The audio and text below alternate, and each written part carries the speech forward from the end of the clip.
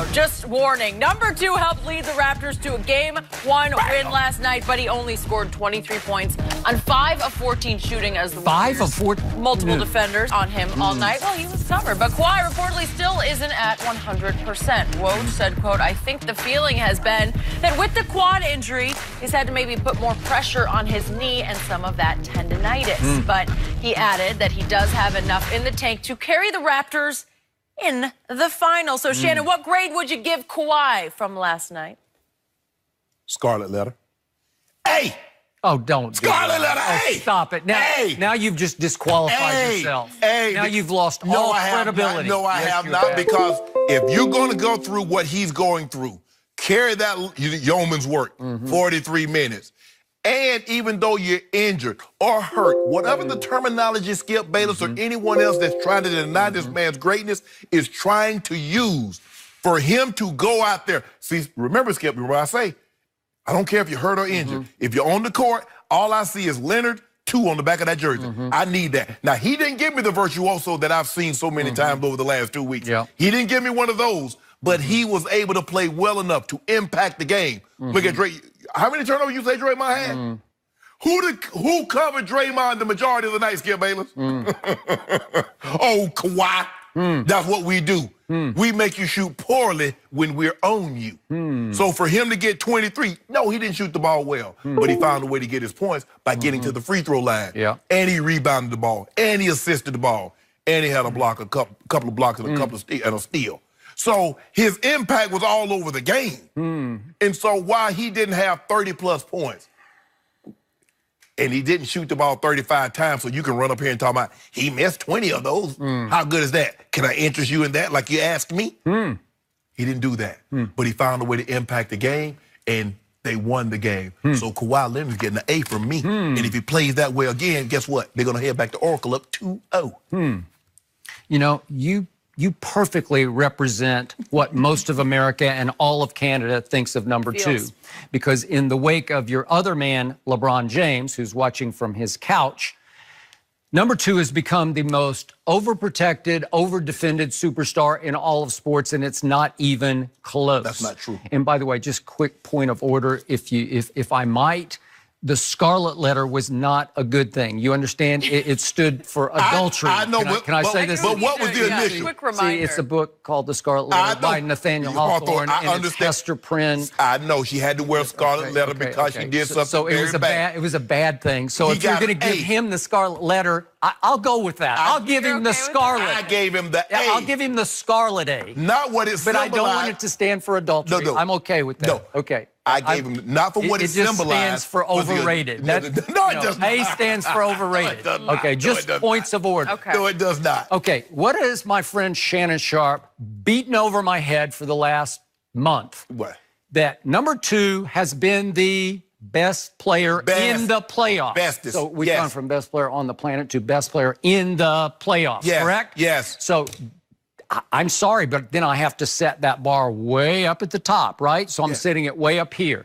So off last night's blah performance, how can I not give him any more than a C? Because that was a C performance. 5 of 14, it was quiet. It was missing in action performance. It was, I can't remember anything that he did performance. What about that 3? And you're going to give him an A? What about that 3? Okay, so what that's about that one. one on good stuff? Okay. What about that big 3 at the shot clock running down? Do you realize how much help he got? Who was the star of the night? Obviously, I'm going to give Siakam an A, and obviously, I'm going to give. Great Siakam. I'm going to. Well, I'm telling you because I got to put this all in perspective. I'm going to give Fred VanVleet, their closer, an A. And I'm going to give Gasol an A-. And I'm going to give Danny Green for making 3 threes and snapping right out of his shooting slump. I'm going to give him a B+. I'm going to give Kyle Lowry a B+ for leading the team with 9 assists. Hold on, wait. 9 assists, hold on. and he played bulldog defense. Hold on. Bulldog. He went 2 for 9. I know what he did. And 1 for 5. And he got what grade? Yeah, he got a B+. I don't know. Yeah. Okay. Interesting. Was he not all over the floor last night? What was Kawhi? Huh? I don't know. Where was he? That's you know where it was. When the game ended, I was thinking, did he play last night? No, you weren't thinking that. You weren't thinking that. You weren't thinking that. Skip, this is the problem that I have with you, is that when someone does something, let that have been Jordan. and they won the game. No, please do not put this man's name in the same atmosphere, like the same universe. All I'm saying is that when Jordan didn't score 50 points, he found other ways to impact the game. Or when Kobe didn't score 40 points, he found other ways to impact the game. You and others gave him credit. He didn't score 30. He didn't have the greatest shooting night, but he still found a way to get to the free throw line. He still found a way to rebound the ball. He still found a way to assist the ball and facilitate for his teammates. And he still played, even on that old bulky knee with that quad that he's overcompensated for, that's putting more stress on that knee. He still played lights out defense because people that shot the ball against him was 5 or 13. That's what we do know. And you know, the injury excuse with this guy has gone from making me sick to just making me laugh. It's not an excuse. I'm LOL. Every night, I'm LOL. Just sitting back, it's happening again. Oh, you lost. He is the limping legend. He is. No, seriously. It's not. He's skipping. It's not an act. The man is hurt. You just watch what happens in game 3 and 4 at home against Milwaukee. They're down, obviously, 0-2. The pressure is mounting. And all of a sudden, right on cue, he starts to limp. And he limped all through 3 and all through 4. And my favorite moment actually came late in 3 when he'd been limping on his right leg because of some weird thigh tendonitis or something, tendinosis. And all of a sudden, he dunks on the other end and comes down on his left leg, and he limps up court favoring his left leg. Because maybe... Oh, so we got both of them, and I swear he forgot which leg he was supposed to be limping on. But sometimes, Skip, look, you come down and you come down a little awkwardly. You come down with more pressure on one side than you do the other. Okay, you're like, ooh, that hurt a little bit. But he shook it off. Pressure gets to him. He knows he's got high basketball IQ. He does have a nice feel and flow and control of the game. Yeah. And he also controls the excuse machine because he knows when to start it up. Because if I'm having a bad game, he's thinking, gee, in the third quarter, I know what's coming. They're going to say it's my fault if we lose, so I better limp. I better come down on a fast break. But he was limping in the first quarter. No, I didn't see that. I saw it. I saw him turn the ball over and try to get a gear. I was like, Kawhi, you looking like me out there. Really? Yeah, like he's running on hot coals, like his feet hurt or something. So when he plays poorly, he's hurt. When he plays great, he's playing through severe pain, right? He's playing. You can't lose. You can't lose. But in both situations, you said, okay, if he's playing poorly, he's hurt, and if he plays well, he's playing through pain. You validated what I've been saying all along. He's injured, and he's finding ways to get out there and impact the game, be it scoring 40, 45, 39, or 23 with 12, getting to the free throw line 12 times. That's what superstars do.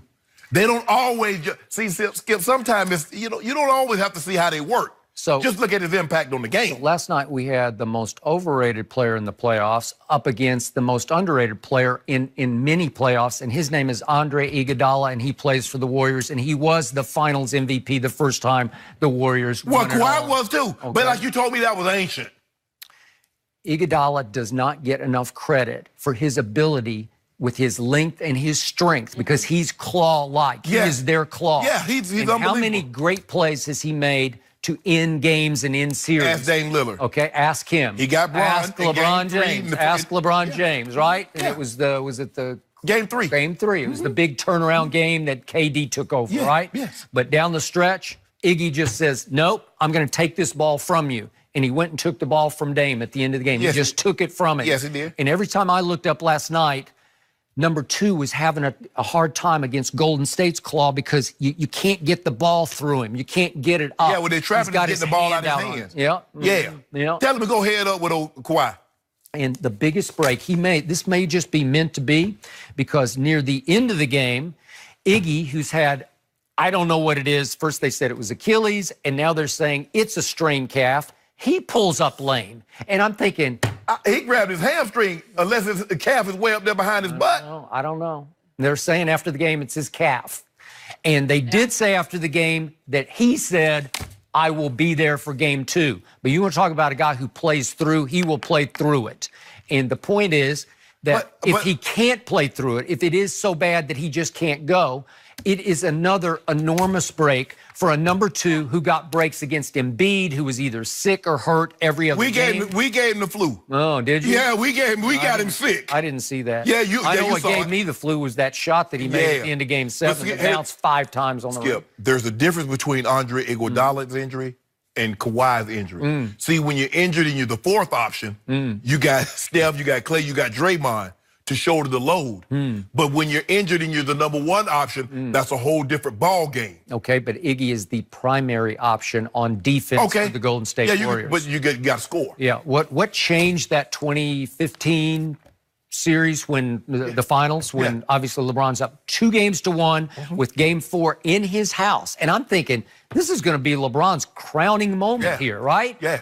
And Steve Kerr says, I think I'm going to put Iggy in the starting lineup tonight, and I'm going to sick him on LeBron. And what happened? 7 of 22 happened for LeBron that night. was in the first game. That was in Game 4. Game 4, and they won it. And in Game 5, LeBron had a monster triple-double with 40 points. Who won that game? They won the series, so it doesn't matter who won the game. Who won the next game? Golden State. They won 3 Okay, well, in a who row. won the game last night? Who won the game last night?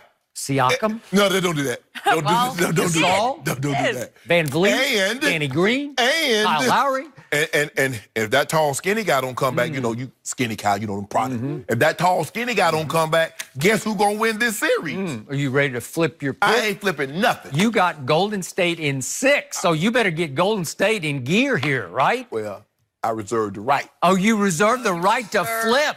Well, speaking of that, Jimmy. Yeah, that is interesting. We are going to talk a little bit more about it. Are the Warriors already facing a must-win? Now we find out what he's really made of. We'll discuss next.